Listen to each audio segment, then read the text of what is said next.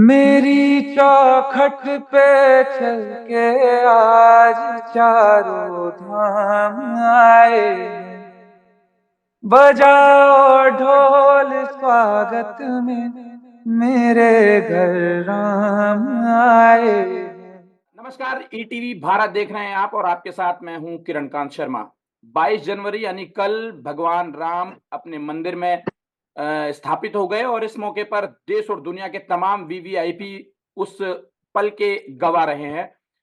इस दौरान अगर किसी की आवाज का जादू पूरी देश और दुनिया में छाया है तो वो हैं उत्तराखंड के लाल जुबिन नौटियाल और जुबिन नौटियाल इस समय हमारे साथ जुड़ चुके हैं। जुबिन, बहुत-बहुत बधाई आपको कि आपका 1 साल पहले अक्टूबर में साल 2022 के अक्टूबर में गाया हुआ गाना 1 साल बाद जनवरी में इतना हाइप करता है कि हर जुबा पर, हर नुक्कड़ पर, हर चौराहे पर, हर घर में, मंदिरों में आपका गाना बज रहा है। क्या कहेंगे आप? देखिए सारा सच बोलूं तो ये पूरे देश का स्नेह है भगवान राम के लिए।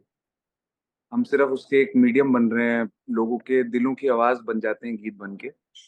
पर ये सारा प्यार है भगवान राम के लिए और इस पूरी मुहिम के लिए जिसमें 500 साल का संघर्ष हुँ, उनका सफल हुआ है और रामलला की प्राण प्रतिष्ठा हो गई है अयोध्या में। एक बहुत आइकॉनिक मोमेंट है हिंदुस्तान के लिए ये। हुँ। और बस उसी का मुझे लगता है लोगों के दिल से जो आवाज आती है वही शायद ये गाने बन जाए।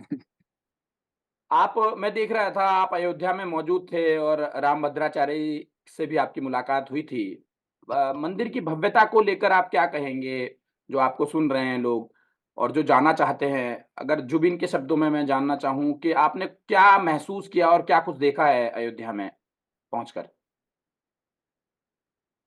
भाई आपको सही बात बताऊं तो इतना भव्य मंदिर बना है, इतना खूबसूरत मंदिर बना है कि जब आप मंदिर एंटर करते हैं तो आपको उसकी पूरी जो उसकी भव्यता है, उसकी जो खूबसूरती है, वो एकदम से आपको जिसे बोलते हैं ना हिप्नोटाइज़ कर लेती।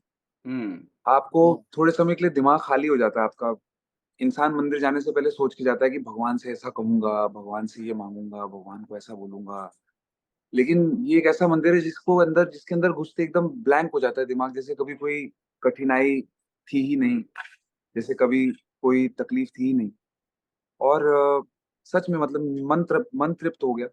मैं बहुत गर्वित महसूस करता हूँ कि इतने इम्पोर्टेंट दिन पे मुझे प्रधानमंत्री के ऑफ़िस से इनवाइट था और प्रधानमंत्री ने इतनी कमाल की स्पीच दी, योगी जी ने इतनी कमाल की स्पीच दी, जिसे बोलते हैं ना ये बहुत ही इमोशनल टची टॉपिक था और इसको इस तरह से पूर्ण करना, वो लग रहा था कि पूरे देश के अंदर कितना कितने इमोशनल है बेसिकली, हिंदुस्तान हुँ। कितना इमोशनल है।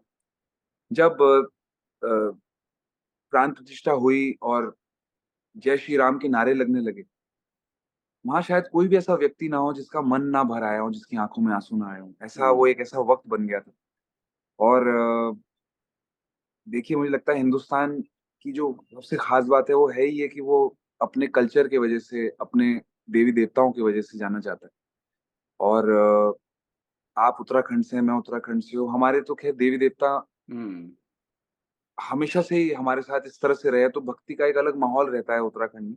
बट आज वो भक्ति का माहौल पूरे देश में देखने को मिलता है और बहुत ही भव्य, बहुत ही खूबसूरत। मैं शब्दों में बयान नहीं कर सकता।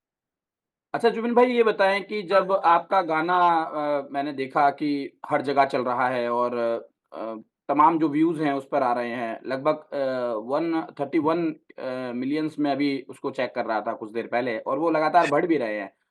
तो जी। क्या आपको अंदाज़ा था जब आप इस गाने को शूट कर रहे थे, इस गाने को गा रहे थे, आपको या मनोज मुंतशिर जो हैं, उनको अंदाज़ा था कि ये गाना आगे चल के इतने रिकॉर्ड तोड़ सकता है और आपके पास आपकी टीम के पास किस तरह के इनपुट्स आ रहे हैं इस गाने को लेकर के? देखिए, मैं सबसे पहले अपनी टीम का नाम लेना चाहूँगा। जी। इस गाने को बनाया है पायल देव जी ने, लिखा है मनोज जी ने, इसका म्यूज़िक प्रोड्यूस करा है आदित्य देव ने और ये पूरा जो ब्रेन चाइल्ड है जिसको बोलूँगा, ये बोलूँगा मैं भूषण कुमार जी का, टी हुँ, सीरीज़ का। टी सीरीज़ एक ऐसा म्यूज़िक लेबल रहा है जिसने बार-बार भक्ति संगीत को हिंदुस्तान में जीवित रखा है। एक गुलशन कुमार जी का वक़्त था जब भक्ति हुँ, संगीत अपने मतलब प्रथम चल रहा था हिंदुस्तान में। और अब एक उतने समय के बाद अब एक ऐसा वक़्त आया है कि जब भक्ति संगीत का इतना बड़ा योगदान हो रहा है देश की तरफ, देश की ब सफलता की तरफ। मेरा मानना है कि जब हम लोग ने इस गाने को बनाया, वाक़ई हम लोग को नहीं पता था कि इस गाने का इतना बड़ा इम्पैक्ट होगा और ना ही हमने ये सोच के बनाया कि हम कोई बहुत हिट या बहुत बड़ा गाना बना देंगे जिससे कुछ हो जाएगा।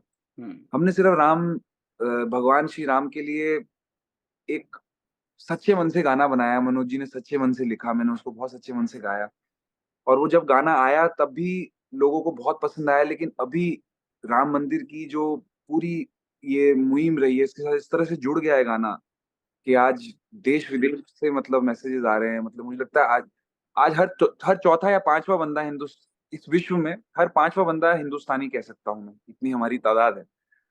और इतने सारे हिंदुस्तानी अगर एक सुर में जय श्री राम कह रहे हैं, तो ये बहुत बड़ी बात है मुझे लगता है देश के लिए कि पूरा देश एकत्र हो चुका है किसी चीज़ को लेके।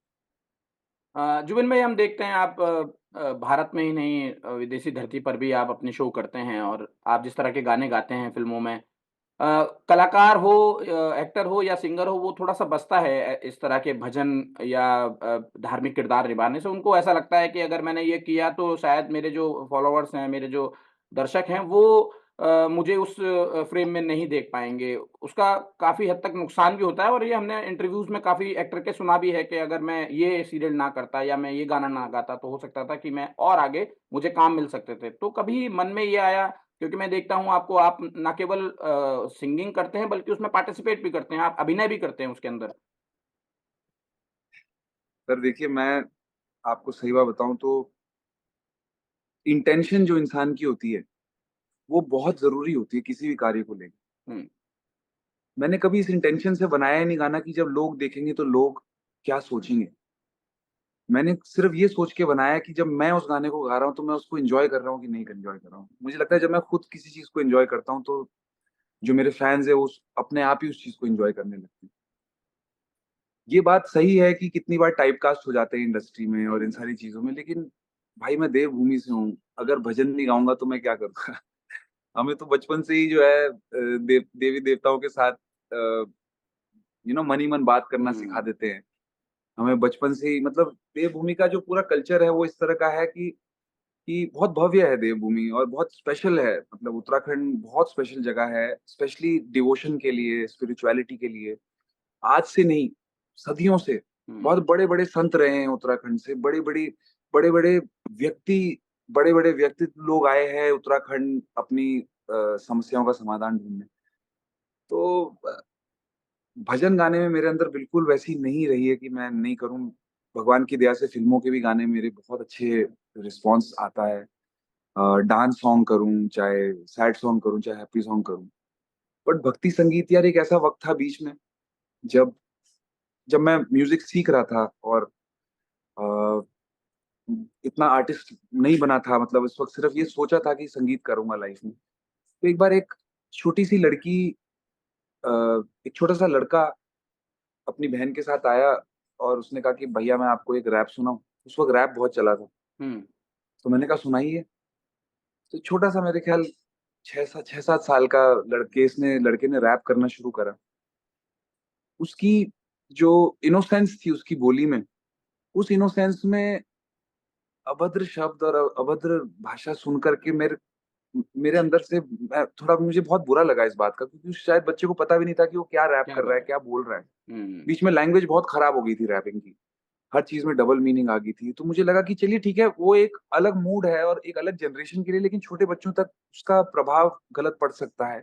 हुँ, वहाँ मैंने निर्णय लिया कि कभी अभद्र कुछ ऐसी बात कहूँगा नहीं अपने गानों के थ्रू, अपनी आर्ट के थ्रू। लेकिन एक वो वक़्त था, एक वो दौर था, जब छोटे-छोटे बच्चे रैप कर रहे थे और कुछ भी कह रहे थे जिनका शायद अर्थ भी नहीं पता। और एक आज का वक़्त है जब छोटे-छोटे बच्चे भगवान श्री राम का नाम ले रहे हैं, हुँ, माता रानी का नाम ले रहे हैं, डिवोशन में लीन हैं, नाच रहे हैं, रीलें बना रहे हैं, मिलियंस व्यूज़ आ रहे हैं उसमें। देश में एक भक्ति का माहौल है और शायद एज़ अ कलाकार अगर मैं सोचूँ, तो ये एक बहुत बड़ी जीत है हमारे देश के लिए हुँ, और हमारी आने वाली जो पीढ़ियाँ हैं, वो बहुत सेफ हैंड्स में हैं। आने वाला वक़्त बहुत सेफ हैंड्स में है। हिंदुस्तान का वक़्त अभी सिर्फ़ शुरू हुआ है और अगले 10 साल में मुझे लगता है बहुत तरक्की करने वाला है। बहुत-बहुत शुक्रिया जुबिन भाई, आपने अपने इतने व्यस्त शेड्यूल में से हमें समय निकाला और हम उम्मीद करते हैं कि आने वाले दिनों में इस तरह के खूबसूरत भजन हमारे दर्शकों को सुनने के लिए मिलते रहेंगे। बहुत-बहुत शुक्रिया ज़रूर, आपका। ज़रूर।